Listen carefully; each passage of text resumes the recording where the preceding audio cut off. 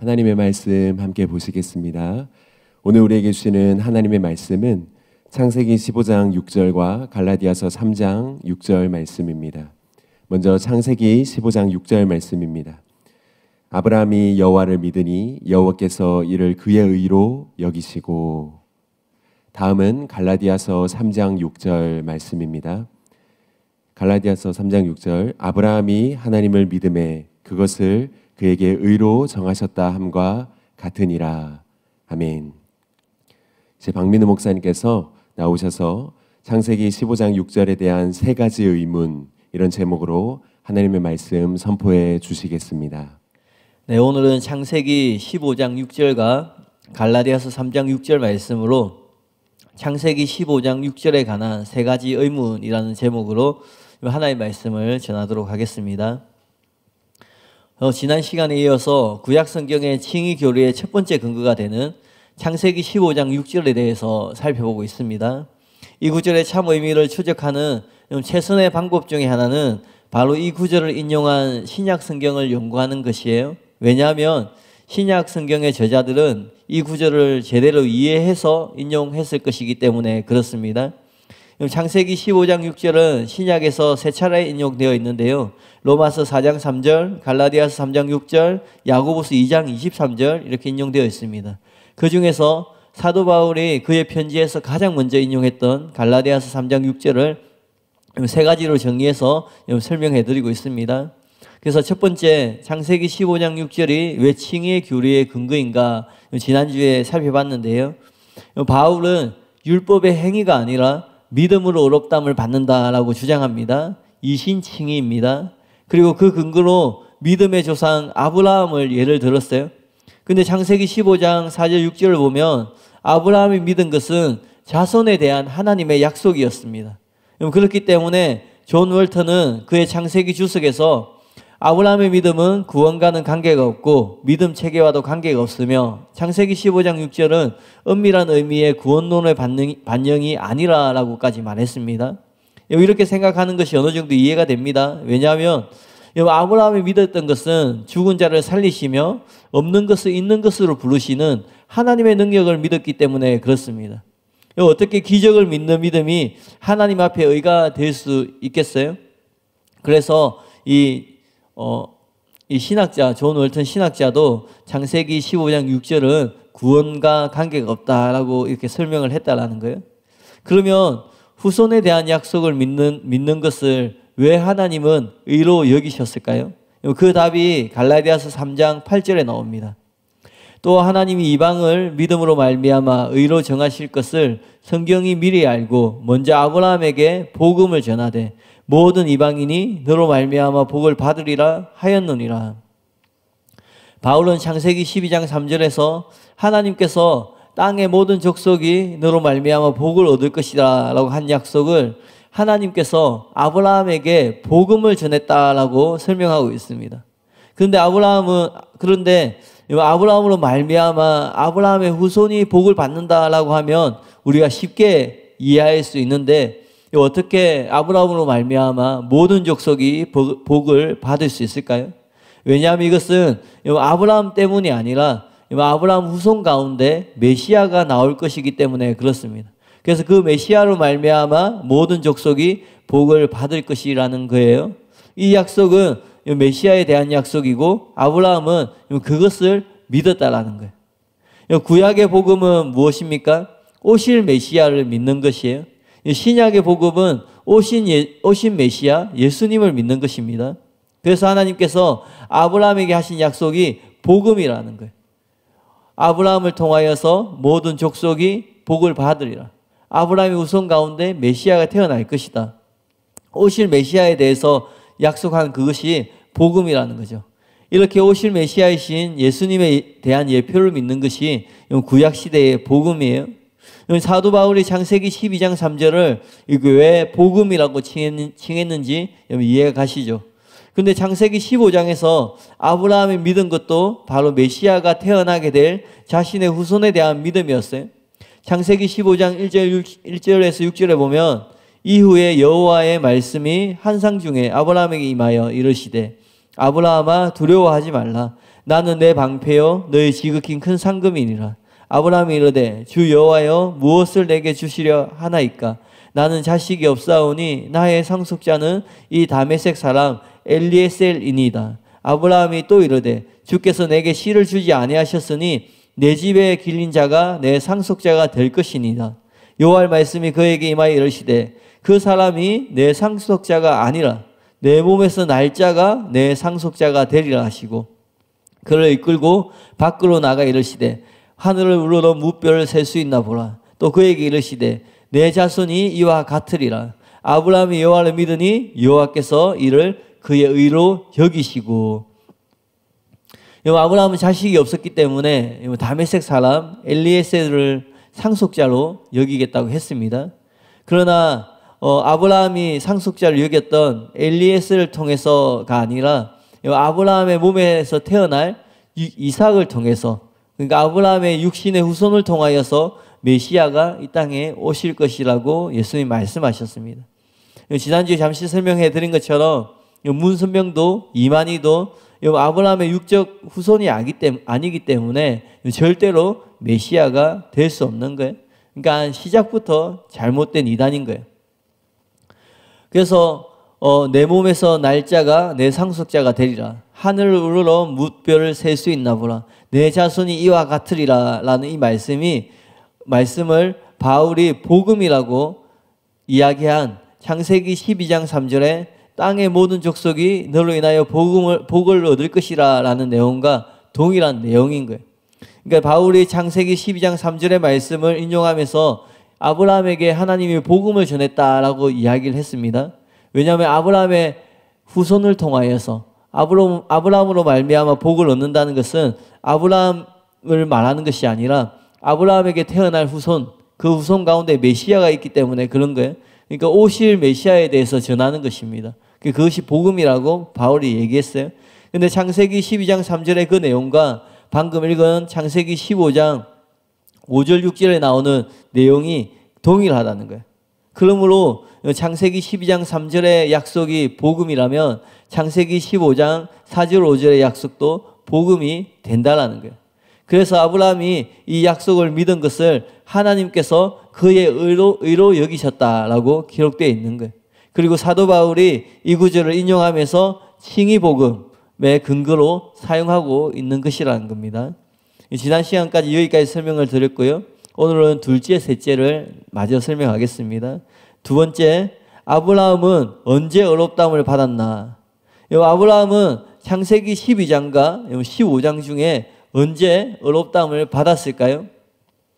방금 살펴본 것처럼 바울이 갈라디아서 3장 8절에서는 하나님께서 아브라함에게 복음을 전하셨다라는 내용이 나오는데 이것이 창세기 12장 내용입니다. 그런데 모세가 아브라함이 하나님을 믿으니 그것을 의로 여기셨다라는 내용은 창세기 15장에 나옵니다.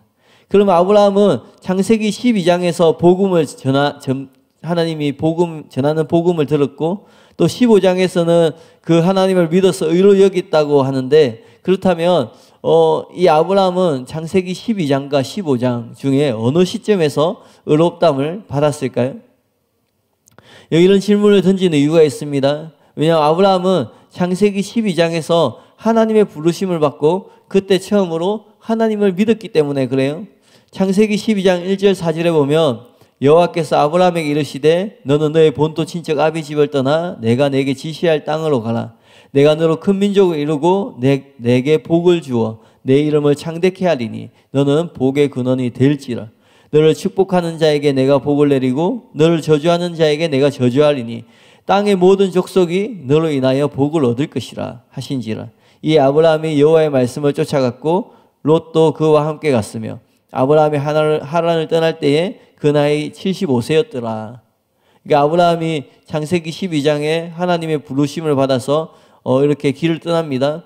근데 창세기 12장에는 아브라함이 하나님을 믿었다라는 내용이 나오지 않지만 히브리서 11장 8절에 보면 아브라함 믿었다는 것이 나옵니다. 히브리서 11장 8절에 보면 믿음으로 아브라함은 부르심을 받을 때에 순종하여 장래 유업을 받을 땅에 나아갈새 갈 바를 알지 못하고 나아갔으며. 아브라함은 이 창세기 12장에서 하나님을 믿은 것이, 그때 하나님의 부르심을 받았고 그때 처음으로 하나님을 믿게 되었습니다. 또 창세기 12장과 15장 사이에 보면 하나님이 아브라함에게 나타나시기도 하고 또 후손을 약속하시고 또 아브라함이 제단을 쌓고 하나님의 이름을 부르기도 하고 또 멜기세덱이 떡과 포도주를 가지고 나와서 아브라함을 축복하기도 합니다. 또 아브라함이 그 멜기세덱에게 10분의 1을 주기도 해요. 이것들은 창세기 15장 6절 이전에 나오는 이야기들이에요. 근데 이것만 보면 아브라함이 창세기 12장에서 의롭다함을 받은 것처럼 보입니다. 근데 문제는 12장에 아브라함이 의롭다함을 받았다라는 내용 말씀이 없다라는 거예요. 그러다 15장 6절에 갔어야 비로소 하나님이 아브라함의 믿음을 의로 여기셨다라는 말씀이 기록되어 있는 것이에요. 그렇기 때문에 아브라함이 12장과 또 15장 중에 언제 의롭다함을 받았는지 혼란스러울 수밖에 없습니다. 여러분은 언제 아브라함이 의롭다함을 받은 것 같나요? 처음에 담임 목사님께서는 창세기 15장 6절과 바울이 그 구절을 아브라함의 칭의에 대한 것으로 두 번이나 인용했기 때문에 당연히 창세기 15장에서 의롭다함을 받았다라고 생각하셨어요. 그렇게 되면 창세기 15장 이전에 나오는 그 내용들, 방금 설명했던 그 내용들이 있기 때문에 그 내용들에 대한 반문이 생길 거 아니에요?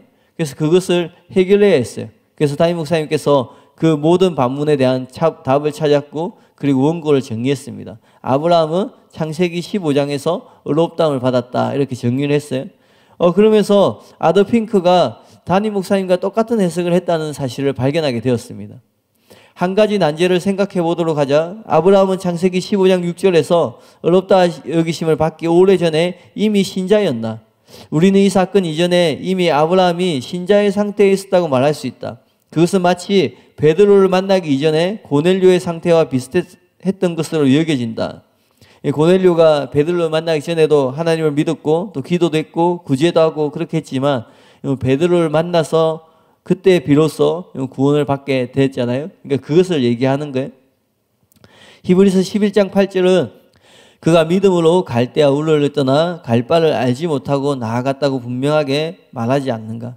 그런데 어째서 성경은 여기에서 또다시 아브라함이 여호와를 믿으니 여호와께서 이를 그의 의로 여기시고 라고 말씀하는가. 이러한 질문에 대한 대답을 찾는 것은 그리 어렵지 않다. 신약은 아브라함이 믿음으로 갈대아 울을 떠났다고 말한다. 그러므로 분명히 그때 그는 신자였다.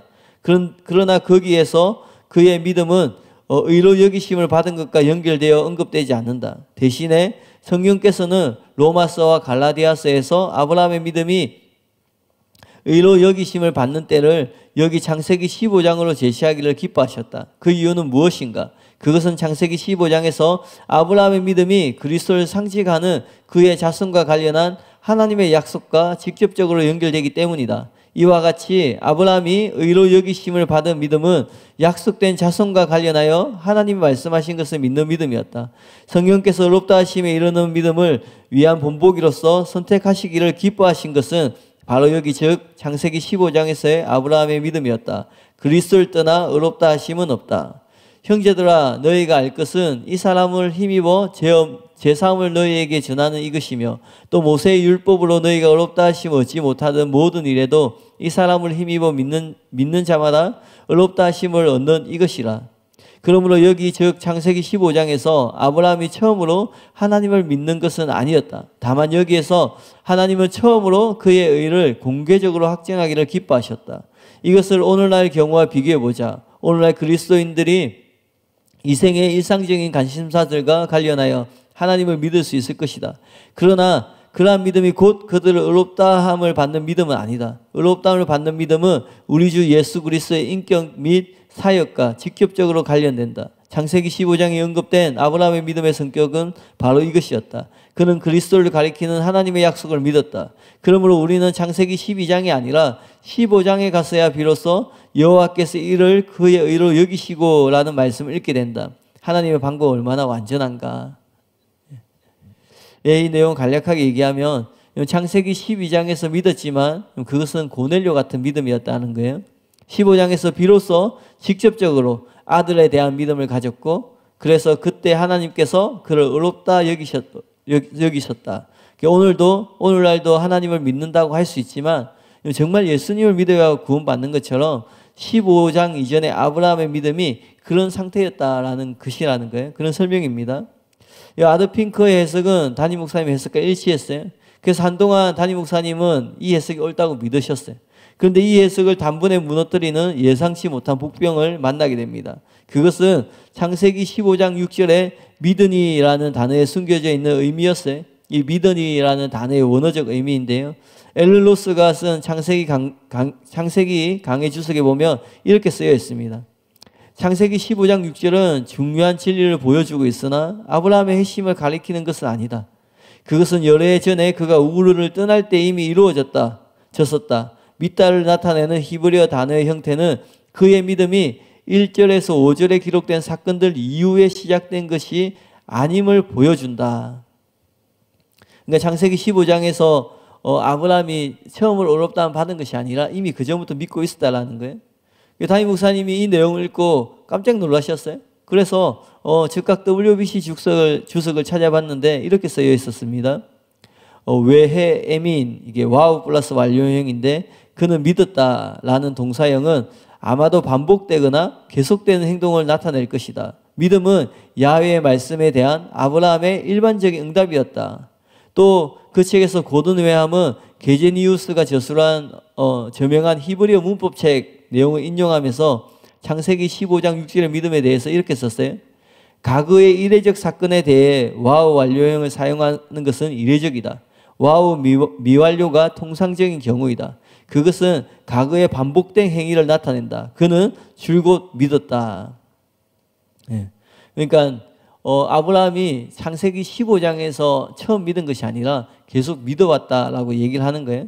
그래서 담임 목사님께서 이 앨런 로스 이 창세기 주석을 읽었는데 이 앨런 로스가 그 이동호 목사님이 가장 추천하는 창세기 주석의 저자라는 것을 알게 되어서 그래서 이 앨런 로스가 쓴 새로운 창세기 주석을 훨씬 두꺼운 책을 구입했습니다. 그리고 거기에서 찾아보니까 이런 내용이 있었어요. 겉으로 보기에 아브라함의 믿음에 대한 이 기사는 하나님께서 앞에서 주신 확정의 결과로 인한 것처럼 보인다. 몇몇 영어 성경은 그리고 아브라함은 여호와를 믿었다라고 시작한다. NIV는 6절이 5절의 결과로 말미암거나 시간상으로 5절 다음에 온다는 느낌을 피하기 위해 그리고라는 접속사를 생략하고 번역하지 않고 있다. 그리고 그가 믿었다는 히브리어 구문을 자세히 연구하면 저자는 이 동사를 앞부분의 결과로 이해되도록 의도하고 있지 않음을 보여준다. 이 장에서 이 문장이 가지는 의미를 설명하는 데에는 몇 가지 방법이 있으며 아브라함의 칭찬할 만한 믿음이 앞에 구절에 나온 확신의 말씀에서 기이한 것이라는 개념은 이와 별개다. 이 구절은 아브라함의 믿음에 대한 요약문일 수도 있으며 이 동사는 특징적 뉘앙스, 이제 아브라함 믿었다, 그가 신자였다는 의미에서 특징적인 뉘앙스를 갖고 있다고 설명될 수 있다. 다른 말로 하면 본문은 아브라함이 여기서부터 믿게 되었다는 의미를 갖는 것만은 아니다.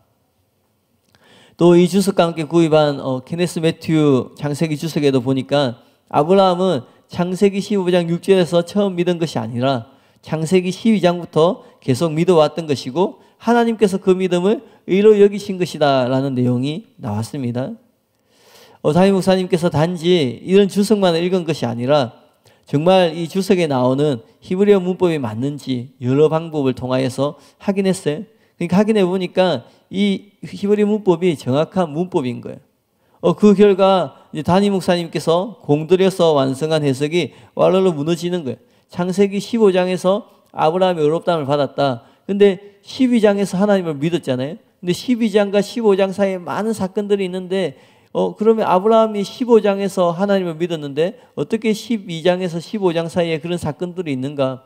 아니 하나님이 어떻게 나타나시고 어떻게 제단을 드리고 하여튼 그런 내용들에 대해서 담임 목사님이 하나하나 조목조목 이렇게 그 반문에 대해서 해답을 다 찾아서 정리해놨는데 그게 한 번에 무너지게 된 거예요.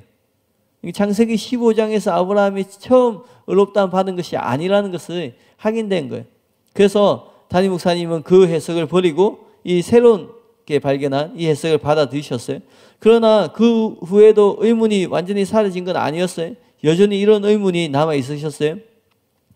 아브라함은 창세기 12장부터 믿었다.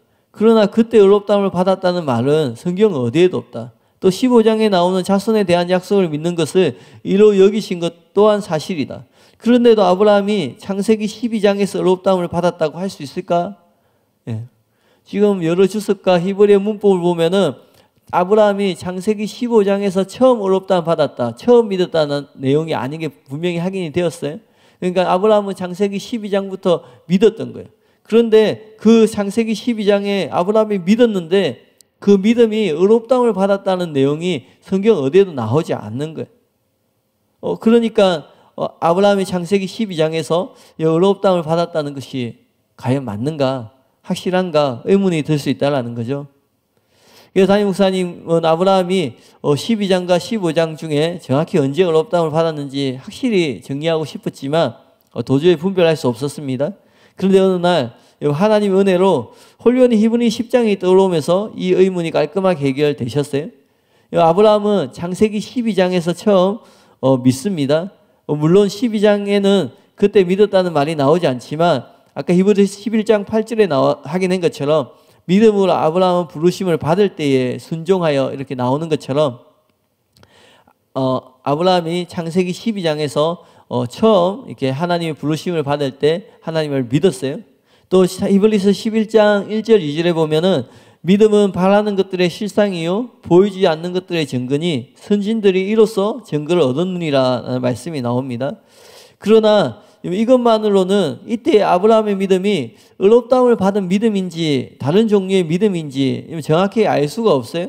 왜냐하면 같은 장의 후반부에 이렇게 기록되어 있어요. 히브리서 11장 32절 35절에 보면 내가 무슨 말을 더하리요? 기드온, 바락, 삼손, 입다, 다윗 및 사무엘과 선지자들의 일을 말하려면 내게 시간이 부족하리로다. 그들은 믿음으로 나라를 이기기도 하며 의를 행하기도 하며 약속을 받기도 하며 사자의 입을 막기도 하며 불의 세력을 멸하기도 하며 칼날을 피하기도 하며 연약한 가운데서 강하게 되기도 하며 전쟁에 용감하게 되어 이방 사람들의 진을 물리치기도 하며 여자들은 자기의 죽은 자들을 부활로 받아들이기도 하며. 여기 보면 믿음의 선진들이 행한 것을 나오는데 근데 여기에 나오는 믿음들이 꼭 구원을 의미하는 것처럼 보이지는 않는 거예요. 그래서 아브라함의 믿음이 그 히브리 11장 앞에 나오는 11장 8절에 나오는 그 아브라함의 믿음이 의롭다함을 받은 것인지 아니면 다른 종류의 어떤 믿음인지 이게 혼란스럽게 보인다라는 거예요. 그런데 어느 날 번개같이 머릿속에 떠오른 것이 히브리서 11장 앞장에 있는 내용이 바로 앞장에 히브리서 11장 바로 앞에 보면 10장 마지막 절에 10장 38절 39절에 이런 내용이 있습니다. 나의 의인은 믿음으로 말미암아 살리라. 또한 뒤로 물러가면 내 마음이 그를 기뻐하지 아니하리라 하셨느니라. 우리는 뒤로 물러가 멸망할 자가 아니요 오직 영혼을 구원함에 이르는 믿음을 가진 자니라. 히브리서 저자는 히브리서 10장 38절에서 하박국 2장 4절 말씀을 인용합니다. 근데 이 하박국 2장 4절 말씀은 창세기 15장 6절과 더불어서 믿음으로 의롭다함을 받는다는 것을 보여주는 구약의 가장 대표적인 근거 구절이라는 거예요. 또 39절에 보면 우리는 뒤로 물러가 멸망할 자가 아니오 오직 영혼을 구원함에 이르는 믿음을 가진 자니라라고 분명히 나와 있어요. 즉 히브리서 저자가 다루고 있는 믿음이 영혼을 구원하는 믿음이라고 분명히 밝히고 있습니다. 그리고 그 바로 직후에 히브리서 11장 1절 2절 내용이 나오는 거예요. 그러므로 이 구절의 믿음은 의롭다함을 받게 하는 영혼을 구원하게 하는 믿음에 대한 설명이 틀림없다라는 거예요. 또 그 뒤에 보면 이렇게 기록되어 있어요. 히브리서 11장 3절 7절에 보면 이렇게 내용이 긴데 중요한 내용만 읽어보면요. 믿음으로 모든 세계가 하나님의 말씀으로 지어진 줄 우리가 아나니 믿음으로 아벨은 가인보다 더 나은 제사를 하나님께 드림으로 의로운 자라 하시는 증거를 얻었으니 믿음으로 에녹은 죽음을 보지 않고 옮겨졌으니 또 믿음으로 노아는 아직 보지 않는 일에 경고하심을 받아 경외함으로 방주를 준비하여 그 집을 구원하였으니. 여기 히브리서 11장 3절 7절에 나오는 이 모든 사건들이 전부 구원 사건과 사건을 설명하고 있습니다. 그리고 바로 8절에서 믿음으로 말미암아 아브라함은 부르심을 받을 때에 순종하여 장래 유업을 받을 땅에 나아갈새 갈 바를 알지 못하고 나아갔으며 라고 나오는 거예요. 그러니까 이 히브리서 11장 8절에 믿음으로 아브라함이라고 얘기했을 때 여기서 믿음은 분명히 구원과 관련된 믿음이라는 거죠. 그리고 히브리서 11장 8절에서 믿음으로 아브라함이라고 얘기할 때 어떤 사건을 얘기하냐면 창세기 12장 사건을 말하는 것인데 그때 아브라함의 믿음은 구원받는 믿음, 그러니까 의롭다함을 받는 믿음을 가졌다라는 거예요. 무슨 말인지 이해 가시나요? 창세기 12장에 아브라함이 하나님의 부르심을 받을 때에 순종하며 나아갑니다. 근데 창세기에는 아브라함이 그때 하나님을 믿었는지 또 뭐 의롭다함을 받았는지 내용이 나오지 않아요? 근데 히브리서 11장 8절에 보니까 아브라함이 처음 하나님의 부르심을 받을 때 믿음으로 반응했다고 나옵니다. 근데 이 믿음이 어떤 믿음인가? 믿음의 종류가 있잖아요. 치유를 믿는 믿음이 있고 또 기적이 일어나는 믿음이 있고 또 우리가 우리가 구원받는 믿음이 있고 어떤 믿음인가 살펴봤을 때 방금 살펴본 것처럼 히브리서 10장 마지막 절 또 히브리서 11장 8절 이전에 나오는 내용들을 보면은 분명히 구원과 관련된 사건들을 믿음의 선진들이 믿음으로 그렇게 했다고 기록하고 있는 것이에요. 그러니까 8절에서 믿음으로 아브라함이 부르심을 입을 때 할 때 그 믿음이 구원과 관련된 믿음이라는 게 분명하다는 거죠. 예. 지금까지 구원과 관련된 믿음을 얘기하다가 갑자기 다른 믿음을 얘기하지는 않는 거잖아요. 근데 그 8절에 나오는 그 믿음이 그 8절과 관련된 게 창세기 12장에 나오는 것을 말하는 것이에요. 예. 따라서 아브라함은 창세기 15장 6절에서 의롭다함 받은 것이 아니라 창세기 12장에서 처음 부르심을 받을 때 하나님 앞에 반응할 때 그 믿음으로 반응했는데 그 믿음은 아브라함을 구원하는 아브라함을 의롭게 하는 믿음이었다라는 거예요. 이해 가시죠? 그러면 마지막 세 번째, 그럼 창세기 12장에서 분명히 아브라함은 믿음으로 반응했고 또 그 믿음은 아브라함을 의롭게 하는 구원받게 하는 믿음이었어요. 그런데 세 번째 모세는 왜 창세기 15장에서 의롭다함을 받은 것처럼 썼을까요? 방금 칭의 근거가 되는 구절이 창세기 15장에 나오지만 아브라함은 12장부터 믿었고 또 그때 이미 의롭다함을 받았다는 것을 신약 성경 히브리서 성경을 통해서 같이 확인을 했습니다. 근데 그러면 자연스럽게 생기는 의문이 이거예요. 아브라함은 12장에서 하나님을 믿었고 12장에서 회심했는데 왜 모세는 15장에서 아브라함이 의롭다함 받은 것처럼 썼을까 하는 의문이 들 수 있겠죠. 근데 그 답이 창세기 15장 6절 자체에 있습니다. 창세기 15장 6절에 아브라함이 여호와를 믿으니 여호와께서 이를 그의 의로 여기시고 라고 나옵니다. 보세요. 모세가 이때 비로소 아브라함이 의롭다함을 받았다라고 적고 있나요? 그렇지 않습니다. 단지 하나님께서 아브라함의 믿음을 의로 여기셨다라고 기록하고 있습니다.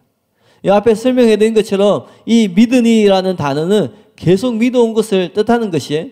그러므로 이때 의롭다함을 받은 것이 아니에요. 단지 하나님께서 그의 믿음을 의로 여기신 것이라는 거예요. 따라서 이 구절은 하나님은 믿음을 의로 여기신다. 지금까지의 믿음을 의로 여기신다라는 뜻이라는 거예요.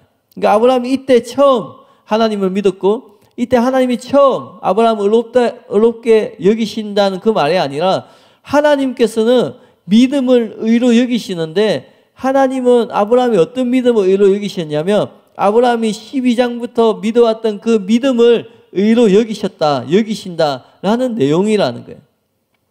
이 말을 오해하시면 안 되는 것이 믿음이 곧 의라는 것이 아니에요.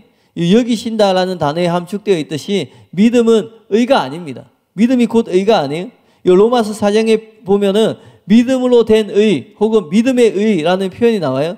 이 표현도 믿음 자체가 의가 아니라는 것을 함축하는 것이에요. 만약 믿음이 의가 되면 믿음은 공로가 되고 또 공로에 의한 구원이 되는 거예요. 그러므로 절대 그런 뜻이 아니라는 거예요. 믿음이 이꼴 의가 아니에요. 근데 우리가 놓치지 말아야 될 것이 있는데 한번 따라해 보겠습니다. 믿음은 의가 아닙니다. 그러나 하나님은 믿음을 의로 여기십니다. 믿음 자체가 의는 아닙니다. 우리가 믿음을 가졌기 때문에 우리가 의가 생겼다는 게 아니에요. 하나님은 믿음을 의로 여기는, 믿음은 의가 아니지만 하나님은 그 믿음을 의로 여기신다라는 거예요. 왜냐하면 두 가지 이유가 있는데, 조나단 에드워즈가 잘 설명한 것처럼 이 믿음이 그리스도와 우리를 연합시키는 거예요. 믿음으로 예수님과 연합이 되는 겁니다. 여러분이 믿음으로 예수님과 함께 죽고 예수님과 함께 부활하게 되는 거예요. 이 믿음으로 예수님과 함께 연합이 되기 때문에 어떻게 돼요? 예수님의 십자가 공로가 우리에게 적용이 되는 거예요. 그래서 믿음을 하나님이 의로 여기시는 이유는 믿음이 그런 역할을 하기 때문에 그렇습니다. 믿음 자체가 의라는 얘기가 아니라 우리가 믿을 때 하나님이 그 믿음을 의롭게 여기신다라는 거예요. 그리고 또 하나는 찰스 피니가 강조한 것인데, 믿음은 행함을 낳기 때문에 그렇습니다. 그래서 하나님께서 이 믿음을 의로 여기셨다는 거예요. 믿음은 예수님과 연합하게 하여서 예수님과 함께 죽고 함께 살아나게 하고, 그래서 예수님의 십자가의 공로, 그 십자가의 은혜가 우리에게 적용되게 하는 거예요. 그래서 믿음을 하나님이 의로 여기시는 거예요. 또 이 믿음은 행함을 낳게 하는 것이에요. 믿음으로 살아가는 것이에요. 믿음으로 행하는 것이에요. 그래서 하나님께서 믿음을 의로 여기시는 기준, 원칙, 하나의 룰로 정하셨다라는 거예요. 무슨 말인지 이해 가시죠? 하나님은 우리가 처음 믿을 때 그 믿음을 의로 여기신 것처럼 그 후에도 계속 믿음을 의로 여기신다라는 거예요. 그러니까 옛날에 믿었으니까 이제 의로 여기고 끝나는 것이 아니라 계속해서 그 믿음을 보신다라는 거예요. 하나님께서 처음에는 믿음을 의로 여기시고 그 이후에는 다른 것을 믿음이 아닌 다른 것을 의로 여기실까요? 그렇지 않습니다. 하나님은 언제나 믿음을 의로 여기신다라는 거예요. 사랑하는 성도 여러분, 잘 생각해 보세요. 저와 여러분이 예수님을 믿습니다. 그럼 어떻게 돼요? 그 믿음으로 말미암아 의롭다함을 받습니다. 내가 믿는다는 것은 예수님과 연합되는 것을 얘기하기 때문에, 그리고 믿는다는 것은 이제 내가 내 뜻대로 사는 것이 아니라 하나님 뜻대로 살겠다고 결단하는 것이기 때문에, 믿는다는 것은 이제 내 인생의 주인이 내가 아니라 주인이 바뀌어서 예수님이 내 삶의 주인이 되시고 예수님이 내 삶의 임금이 되셔서 나는 예수님의 통치 가운데 살아가겠다고 하는 것이 믿음인 거예요. 그래서 그 믿음이 우리를 의롭게 합니다. 그러나 만약에 우리가 배교해서 믿음을 저버리면 어떻게 돼요? 신앙생활 잘하다가 이제 예수님 거절하고 예수님 거부하고, 예수님 이제 구원자가 아니야, 이제 예수님 말씀대로 살지 않겠어, 그렇게 되면 어떻게 돼요? 그러면 더 이상 믿음이 없기 때문에 하나님 앞에 의인이 아닌 게 된다는 거예요. 하나님이 처음 예수님 믿을 때 믿음을 보시고 의롭다 하신 것처럼 우리가 신앙생활하는 삶을 보면서 지금 이 순간에도 하나님은 믿음을 보시고 의롭게 여기신다라는 거예요. 근데 만약에 이 믿음을 저버리면, 배교하게 되면 우리는 하나님 앞에 의인이 아닌 거예요. 따라서 한 번 구원은 절대로 영원한 구원이 될 수 없다라는 거예요. 하나님께서 항상 언제나 늘 믿음을 보시고, 저와 여러분의 믿음을 보시고 의롭게 여기심을 믿으시길 바랍니다. 그리고 배교만이 믿음을 저버리는 게 아니에요. 디모데전서 1장 19절에 보면 믿음과 착한 양심을 가지라. 어떤 이들은 이 양심을 버렸고 그 믿음에 관하여서는 파선하였느니라. 사도 바울은 신자가 양심을 버릴 경우에 그 믿음도 잃어버리게 된다고 말하고 있습니다. 따라서 여러분의 양심으로 판단하여서 옳은 일을 행해야 되는 거예요. 여러분의 양심이 거절하고 거부하는 것은 하면 안 되는 거예요. 그리고 여러분의 마음에 있는 그 양심을 기준으로 판단해서 옳은 일을 행하는 거예요. 믿음이라는 것은 단지 예수님 믿습니다라는 고백이 아니라, 믿음은 착한 양심대로 살아가는 것이에요. 하나님 말씀대로 살아가는 것이에요. 예수님을 믿을 때, 예수님과 연합될 때, 죄에 대해서 죽고 하나님께 대해 산 존재가 될 때, 죽어있던 우리의 영이 살아날 때, 근데 어떻게 죽어있는 영이 살아납니까? 성령님이 우리 안에 오셔서 새 생명으로 역사하실 때, 여기서 그렇게 되는 거예요. 그래서 이제는 죽어있던 양심이 살아나고 영이 살아나서 하나님 말씀대로 살게 되는 거예요. 이전에는 그렇게 못 살았습니다. 이전에는 하나님 말씀대로 살 수 있는 존재가 아니었어요. 이전에는 나의 의로 살아가는 존재였어요. 근데 이제는 죽어있던 우리의 영이 살아남으로써 죄에 대하여 죽고 하나님께 산 존재가 됨으로써 하나님 말씀대로 살게 된 거예요. 그러면서 사도 바울은 그 삶이 어떤 삶이냐면 착한 양심대로 살아가는 것이라고 얘기하는 거예요. 그래서 그 양심을 버리면 믿음 또한 잃어버리게 된다라는 거예요. 그래서 종교적인 행위가 중요한 것이 아니라 단지 입술의 고백이 중요한 것이 아니라 삶이 중요한 거예요. 실제로 살아가는 그 인생이 중요한 거예요. 교회에서 예배드리는 이 모습이 전부가 아니라 찬양하고 기도하고 성경 읽는 것이 전부가 아니라 그것은 필요한 것들이에요. 해야 되는 것입니다. 근데 그것이 우리 신앙의 기준이 되는 것이 아니라 여러분의 양심, 여전히 하나님을, 여전히 예수님을 임금과 구주로서 고백하고 있는지, 부족하고 연약하고 모자랄 수 있습니다. 그럼에도 불구하고 하나님 말씀대로 살려고 하고 있는지, 아니면 적당히 어느 정도 신앙생활을 하면서 나의 이익을 추구하고 있는지, 나의 유익을 추구하고 있는지 그렇게 판단할 수 있다는 거예요.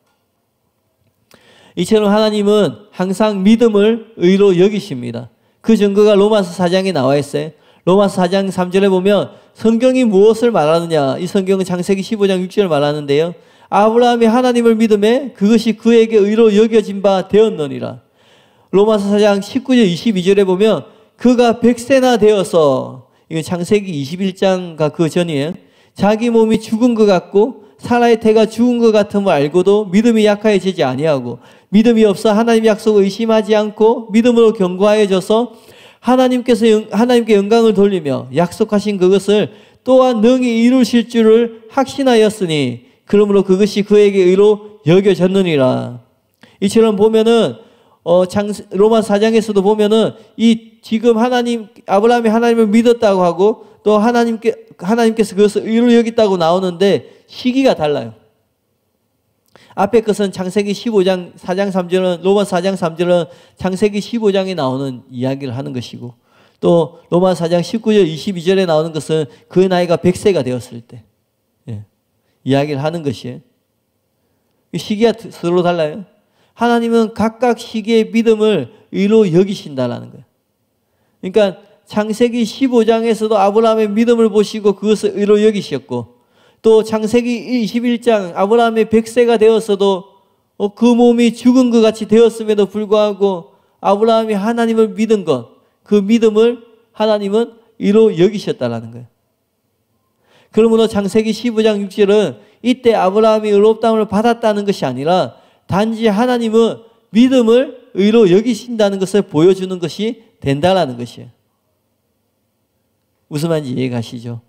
단지 창세기 15장 6절에서 하나님이 그것을 의로 여기신 것이 아니라 여기 보면은 로마서 4장 19절에 22절에 보면은 그 나이가 100세가 되었어도 하나님을 믿었기 때문에 그것을 의로 여기겠다 라고 나오잖아요.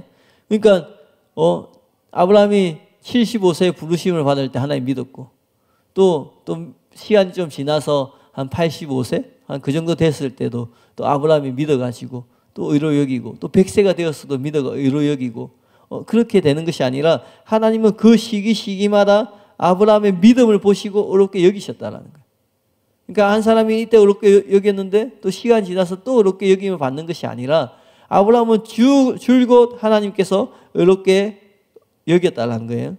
근데 왜 많은 이들은 창세기 15장 6절을 아브라함이 이때 의롭다함을 받았다는 의미로 오해할까요? 그것은 바울이 이 구절을 인용한 것들 때문이에요. 로마서 4장 1절 3절에 보면 그런즉 육신으로 우리 조상인 아브라함이 무엇을 얻었다 하리요? 만일 아브라함이 행위로서 의롭다 하심을 받았으면 자랑할 것이 있으려니와 하나님 앞에는 없느니라. 성경이 무엇을 말하느냐? 아브라함이 하나님을 믿음에 그것이 그에게 의로 여겨진 바 되었느니라. 여기서 의롭다 하심과 의로 여겨진 이 병행을 이루는데 같은 뜻이에요. 또 이 로마서 4장 후반절에 보면은 23절, 25절에 보면 그에게 의로 여겨졌다 기록된 것은 아브라함만 위한 것이 아니요 의로 여기심을 받을 우리도 위함이니 곧 예수 우리 주를 죽은 자 가운데서 살리신 이를 믿는 자니라. 예수는 우리가 범죄한 것 때문에 내줌이 되고 또한 우리를 의롭다 하시기 위하여 살아나셨느니라. 여기서도 23절에 의로 여겨졌다라는 것과 또 의로 여기심과 또 마지막에 의롭다 하기 위하여 의롭다 하심이라는 이 단어가 같은 의미로 쓰여졌어요. 근데 우리는 언제 의롭다함을 받았나요? 의롭다함은 처음 예수님을 믿을 때 받는 것이에요. 그래서 이때 아브라함이 의롭다함을 받았다는 착각이 일어나게 되는 것이에요. 무슨 말인지 이해가시나요? 아브라함이 이때 의롭다함을 받았다라고 이렇게 기록되어 있으니까 아브라함이 처음 이렇게 의롭다함을 받았구나 이렇게 생각하는 거예요. 왜냐하면 우리가 성경 우리가 신앙의 어떤 상식이 있어서 우리가 언제 의롭다함을 받아요? 예수님을 처음 믿을 때 그 순간에 의롭다함을 받잖아요. 그 순간에 칭의를 받잖아요.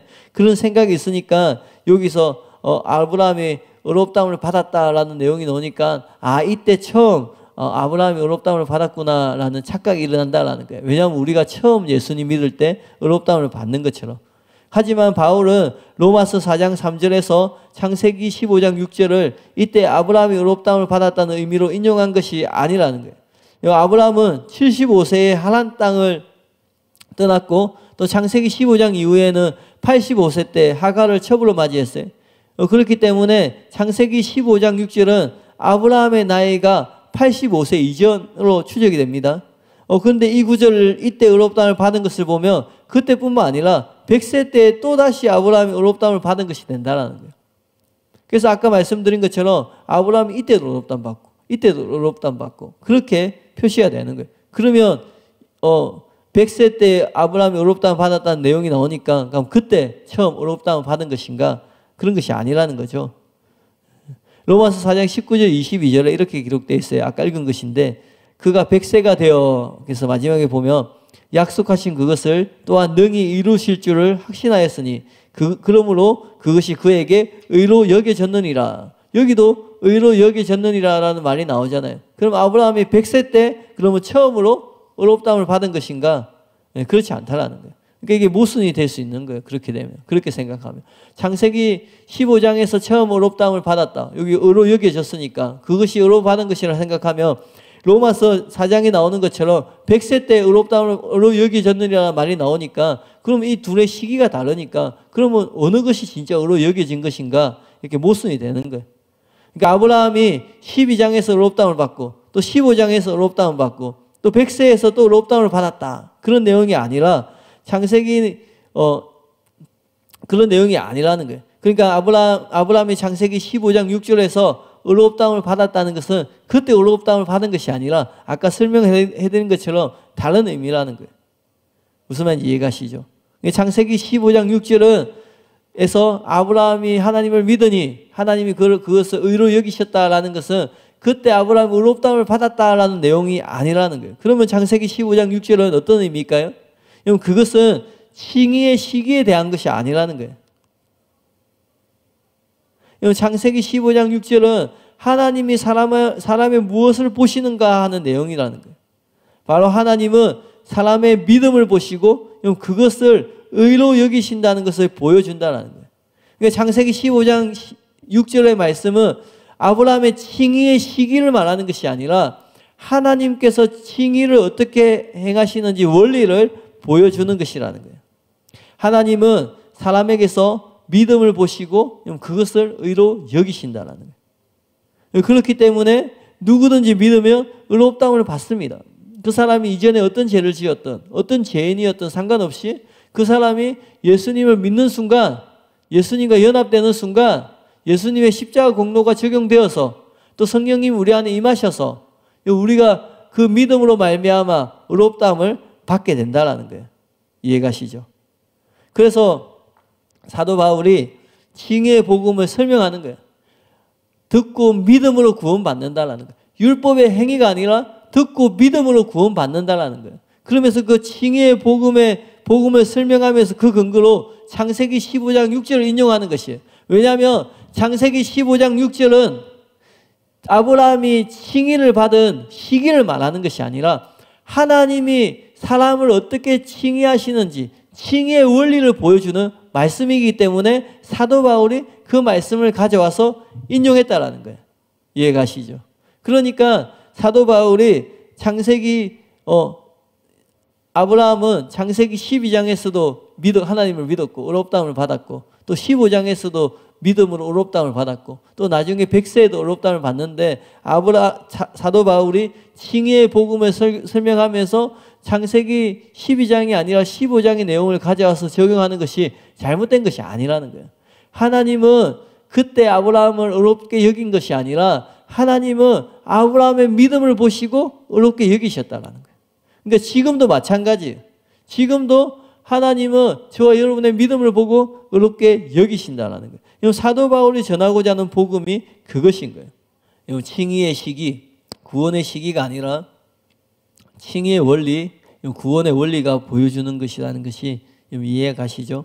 그래서 모세는 15장에서 이 말을 하고 있는 것이에요. 그러니까 아브라함이 12장에서 의롭다함을 받았지만 15장에서 아브라함이 그 믿음으로 의롭다함을 받는다는 것을 기록하는 것이 전혀 잘못되거나 어색한 것이 아니라는 거예요. 하나님은 믿음을 보시고 의롭게 여기시기 때문에 그렇습니다. 하나님은 항상 믿음을 보시고 그것을 의로 여기십니다. 과거의 믿음을 보시고 지금 의로 여기시는 것이 또 아니라는 거예요. 하나님은 그 시기마다 그 시간마다 현재의 믿음을 보시고 의롭게 여기신다는 거예요. 아브라함이 75세 때 본토 친척 아비집을 떠날 때 하나님이 믿었던 그 믿음을 보시고 의롭게 여기시고 또 하나님이 아브라함에게 약속을 줄 때 너로 말미암아 너의 후손으로 말미암아 모든 족속이 복을 받을 것이라는 약속을 줄 때 그 약속을 믿음으로 의롭게 여기는 것처럼 또 아브라함이 나이가 100세가 되어서 자기가 죽은 몸이었지만 자기의 몸을 통하여서 하나님의 약속의 후손이 나오는 것을 믿었을 때 하나님이 또 그 믿음을 보시고 의롭게 여기셨다라는 거예요.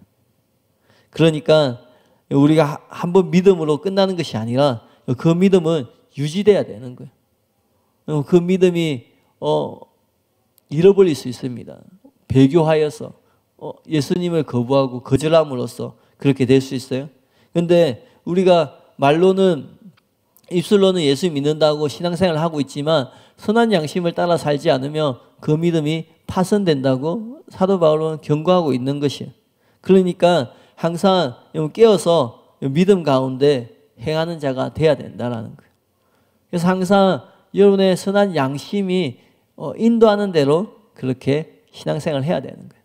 그래서 내 안에 있는 양심, 여러분 안에 있는 성령님께서 주시는 감동대로 우리가 하나님께서 그것을 하지 말라는 경고를 주시며 양심이 그런 경고를 주면 어떤 이익이 있고 어떤 유익이 있다 할지라도 하지 않는 것이에요. 그리고 우리 안에 해야 된다는 감동을 주시며 우리가 손해를 보고 어려움을 당하더라도 순종할 수 있는 믿음을 가져야 된다는 것이에요.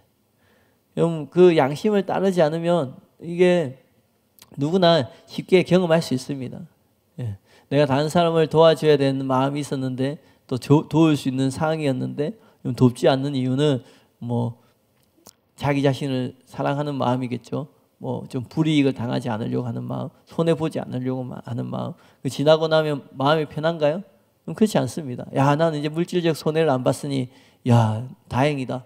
아니면 내가 진짜 저 일에 얽혔으면 얼마나 힘들었을까. 야, 얽히지 않아서 다행이다. 그런가요? 그렇지 않습니다. 예. 선한 양심을 가진 사람은 그런 상황에서 그 양심의 반응대로 행하지 않고 거부를 하게 되면 불편함을 느끼게 되는 거예요. 그래서 신앙생활을 바르게 할 수 있는 거예요. 그러니까 굉장한 무엇을 얘기하는 것이 아니에요. 여러분 마음에 있는 하나님 주시는 그 마음대로 신앙생활을 하는 것이 중요하다는 거예요. 이렇게 해서 열린 예배가 끝나게 되었습니다. 네.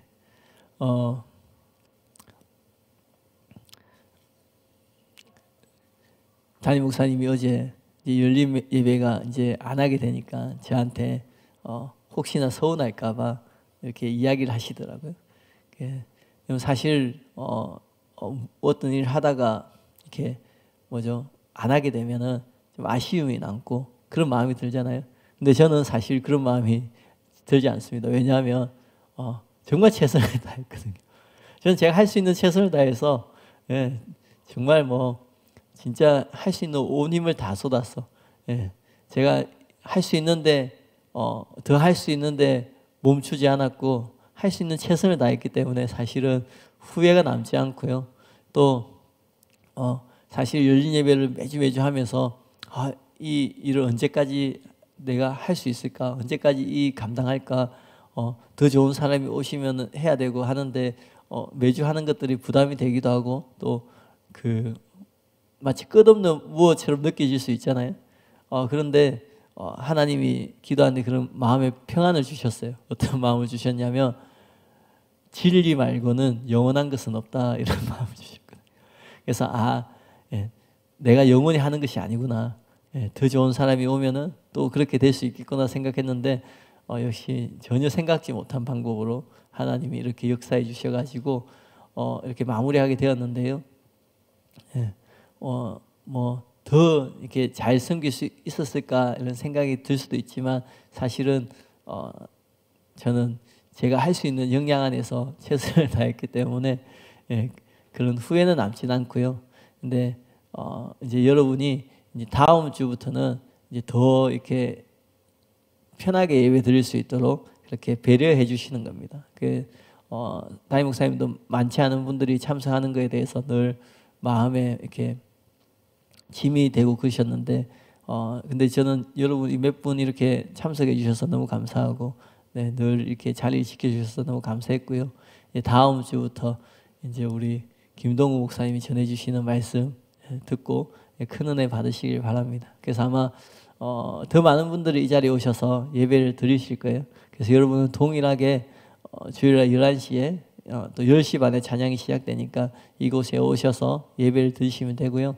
또 지난번에 한번 말씀드린 것처럼 된다면 10시 반에는 본당에 가셔가지고 4층이나 3층 뒤쪽에서 찬양을 들으시고 또 이제 찬양이 끝날 때 이렇게 올라오셔가지고 예배 드리시면 또 더 좋을 것 같아요. 이 영상으로 찬양이 나오지만 또 현장에서 찬양하는 거하고 또 영상은 또 차이가 있을 수 있거든요. 그렇게 해서 신앙생활 하시고 또 김동욱 목사님 말씀을 통하여서 또 여러분이 큰 은혜 받으시고 그렇게 했으면 좋겠습니다. 저는 이제 열린 예배는 하지 않지만 이제 그 예배를 챙기고 해야 되기 때문에 여기 와서 인사도 하고 또 얼굴도 보고 하긴 할 거예요. 그래서 이제 그렇습니다. 네, 마지막이라서 주절주절 말이 많은데요. 담임 목사님 지난주에 이런 말씀하셨어요. 만약에 내세가 없고 만약에 이 땅의 삶이 전부라면 이제 죽으면 아무것도 없고 죽으면 끝이라면 세상에서 가장 억울하고 불쌍한 사람은 누구인가? 여러분이라는 거예요. 예수님 믿는 사람들. 얼마나 많은 세상 사람들이 지금도 이렇게 욜로족 옛날 말이긴 한데 요즘 어떤 말인지 모르겠지만 인생을 즐기고 지금은 주 5일 근무를 해서 금요일 저녁부터 휴가를 가고 또 주 4일 근무하는 기업도 많이 늘어나고 그러면서 점점 여가활동, 인생을 즐기고 여행을 가고 어떤 삶을 즐기는 것이 행복이고 기쁨이라고 하는데 주일마다 교회 와서 예배드리고 또 예수님 믿는 것 때문에 얼마나 많이 양보하고 배려하고 또 희생하기도 해요. 또 가족들 예수님 믿지 않으면은 그 사람 예수님 믿게 하기 위해서 그 사람 전도하기 위해서 얼마나 우리가 머리를 숙이며 양보하며 마음이 상하고 왜 우리는 자존심이 없겠습니까?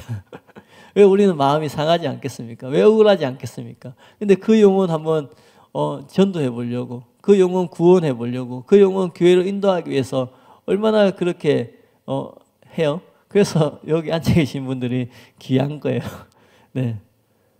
근데 만약에 하나님은 없고 내세는 없고 죽으면 끝이라면, 죽으면 천국도 없고 지옥도 없다면 제일 억울하고 비통한 것이 우리의 삶이라는 거예요.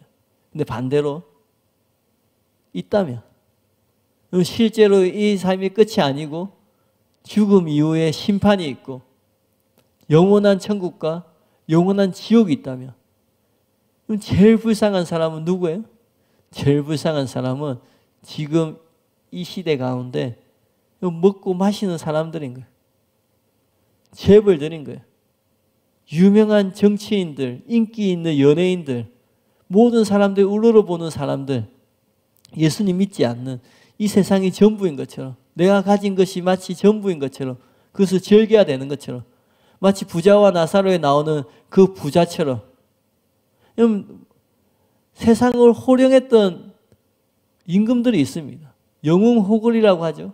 천하를 거머쥐었던, 말 한마디면은 한 나라가, 한 지역이 멸망당할 수 있는 그런 권세를 가졌던 그런 사람들이 있었습니다. 근데 지금 어디에 있나요? 그 모든 사람들이 한 줌의 흙으로 돌아갔다라는 거예요. 근데 그게 끝인가요? 그렇지 않습니다. 예수님이 말씀하시는 것처럼 육신의 죽음을, 육신만을 죽이는 그런 사람을 두려워하는 것이 아니라 그 영혼을 지옥에 던지는 하나님을 두려워하라고 말씀하시는 것처럼, 단지 죽으면 끝이 아니에요.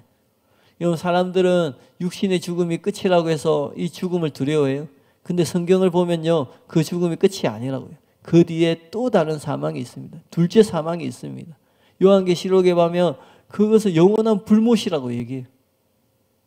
그래서 예전에 제가 고등학교 때 수련회 갔는데 그 강사 목사님 이름은 기억나지 않지만 그분이 이런 얘기 하더라고요. 설교하시면서 지옥이 어떤지 궁금해? 지옥이 궁금한 친구들은 집에 가서 후라이팬, 가스레인지 불을 켜놓고 손 올려봐, 이렇게 얘기하시는 거예요. 단 1초라도 있을 수 있는지, 뭐 버티면은 10초 있을 수 있는지. 우리가 실수로 뜨거운 곳에 되면 어떡해요? 아, 뜨거워. 1초도 안 걸려요, 사실은. 그죠? 그런데 지옥은 그 뜨거움과 비교할 수 없는, 용암과도 비교할 수 없는 그 불목 가운데 영원히 고통당하는 것이 지옥인 거예요. 그러니까 절대로 지옥은 가면 안 되는 거예요.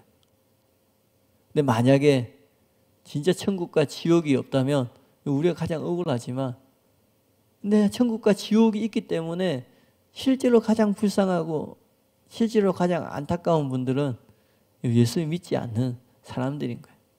이 땅 가운데에서 어떤 권세를 가지고 명예를 가지고 인기를 가지고 부와 권력을 누린다 할지라도 예수를 믿지 않는 사람은 잠시 잠깐 지나가는 인생을 살 뿐이고 영원한 지옥에 가게 되는 것이에요. 그러니까 여러분, 이 예수님 절대 놓치면 안 됩니다. 절대로 믿음 버리시면 안 되고 절대 배교하는 자가 되면 안 됩니다. 절대로 신앙생활 하는 거 포기하지 마시고, 신앙생활 하는 게 그렇게 쉽지 않을 수도 있어요. 예수님 믿는 게 어려울 수 있습니다. 그렇기 때문에 교회가 있는 것이고 공동체가 있는 것이에요. 여러분, 신앙생활 하시다가 힘들고 어려운 일이 있으면 소속한 교구나 부서, 또 교육자, 주변의 셀장님들 도움 요청하셔가지고 도움 받으시고, 그래서 같이 신앙생활하고 같이 천국 가야 될 줄 믿습니다. 그리고 저와 여러분만 천국 가는 것이 아니라 열심히 기도하고 열심히 전도하여서 사랑하는 가족들, 부모님들, 형제 자매들, 배우자, 또 자녀들, 내 가까운 친구, 지인들, 친인척들, 내 주변에 하나님께서 허락하신 그 인간관계 가운데 있는 그 사람들 다 구원하고 다 복음 전하는 저와 여러분이 되었으면 좋겠습니다. 우리 이 시간에 같이 기도하겠습니다.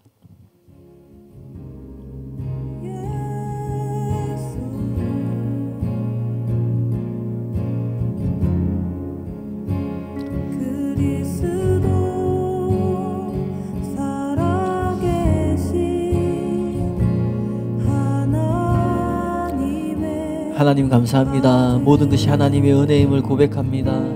하나님 나의 지난 시간을 돌아볼 때에 하나님 순간순간마다 하나님 우리의 삶 가운데 은혜를 베푸셨고 순간순간마다 하나님 우리에게 하나님의 손길을 내밀어 주시고 하나님 우리가 하나님 인식하지 못하는 그 시간에도 하나님 우리 삶 가운데 동행하시고 함께 하시고 하나님 우리의 영혼을 하나님 구원하기 위하여서 하나님 우리의 영혼을 살리기 위하여서 하나님 말할 수 없는 탄식으로 또 하나님의 열심으로 하나님 우리의 삶 가운데 우리 인생 가운데 함께 하셨던 하나님을 찬양합니다.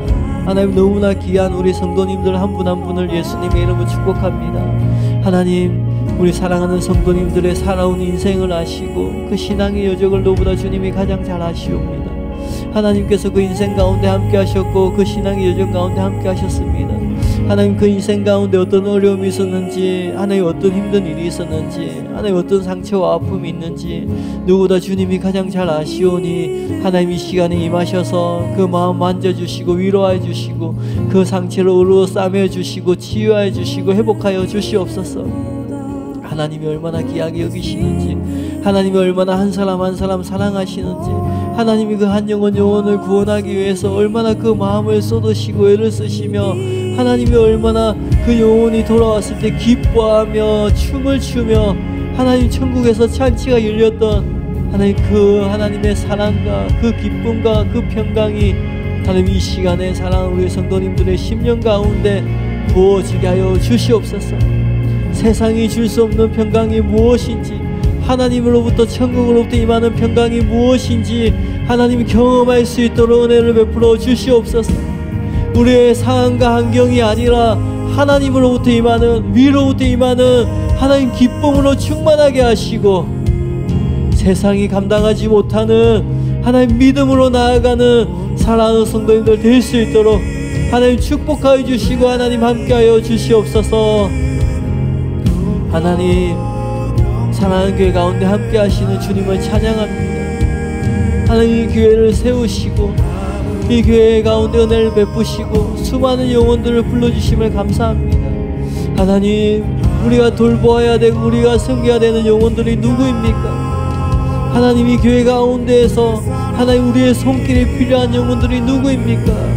하나님 은혜를 베풀어 주셔서 하나님 그 영혼들을 알게 하시고 우리의 마음에 품게 하시고 위에서 기도하게 하시고 주님이 우리에게 다가오셔서 우리를 만나주시고 위로해 주신 것처럼 하나님 우리가 그 위로를 가지고 그들에게 다가갈 수 있도록 하나님 은혜를 베풀어 주시옵소서. 하나님 우리도 누군가의 섬김을 받았고 누군가의 위로로 이 자리까지 왔습니다.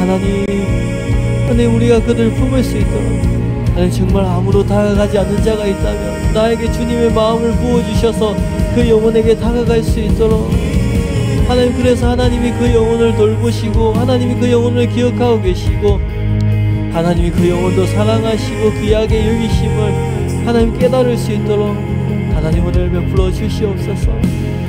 하나님 그 한 영혼을 주님께 올려드립니다. 너무나 귀한 우리 새 가족들 초신자들을 주님께 올려드립니다. 하나님의 마음으로 아버지의 마음으로 그 영혼을 섬길 수 있도록 은혜를 베풀어 주시옵소서. 하나님 마치 나의 가족처럼 나의 부모처럼 나의 배우자 나의 형제 자매처럼 하나님 그 영혼에게 다가갈 수 있도록 하나님의 마음을 부어 주시옵소서. 하나님 결국 나의 믿지 않는 부모님이 나의 믿지 않는 배우자와 형제 자매들이 나의 믿지 않는 하나님 친척들이 지인들이 친구들이 하나님 결국 와야 하는 자리입니다. 하나님 결국 그들을 섬기는 것이 나의 가족을 섬기는 것입니다. 하나님 그들을 섬기는 것이 주님을 섬기는 것입니다. 예수님이 말씀하신 것처럼 지극히 작은 자를 섬기는 것이 예수님을 섬기는 것이라고 말씀하신 것처럼 하나님 우리의 마음 가운데 주님의 마음을 부어주시고 하나님 은혜를 베풀어 주셔서 우리의 시선이 하나님의 시선을 따라가게 하시고 하나님 우리의 성김과 우리의 손길이 하나님의 손길을 따라가서 하나님께서 계신 곳에 하나님께서 머무는 곳에 우리가 함께 머물게 하시고 함께 섬길 수 있도록 은혜를 베풀어 주시옵소서.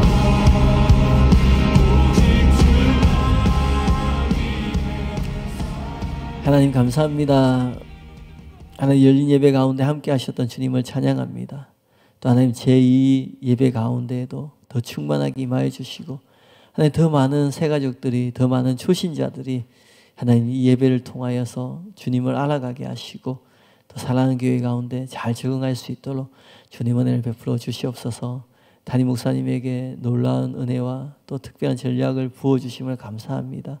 하나님께서 주신 그 전략을 통하여서 우리의 사랑하는 가족들, 아직 주님 알지 못하는 가족들이 주님께 나올 수 있도록 은혜를 베풀어 주시고 하나님 우리가 주님을 만나고 우리가 진리를 찾아서 이 자리까지 온 것처럼 예수님 때문에 이 자리까지 온 것처럼 사랑하는 나의 가족들도 나의 형제 자매들도 나의 지인들도 하나님 동일한 그 은혜 가운데 나아갈 수 있도록 하나님 역사하여 주시옵소서. 사랑하는 교회 가운데 함께 하시는 주님을 찬양합니다.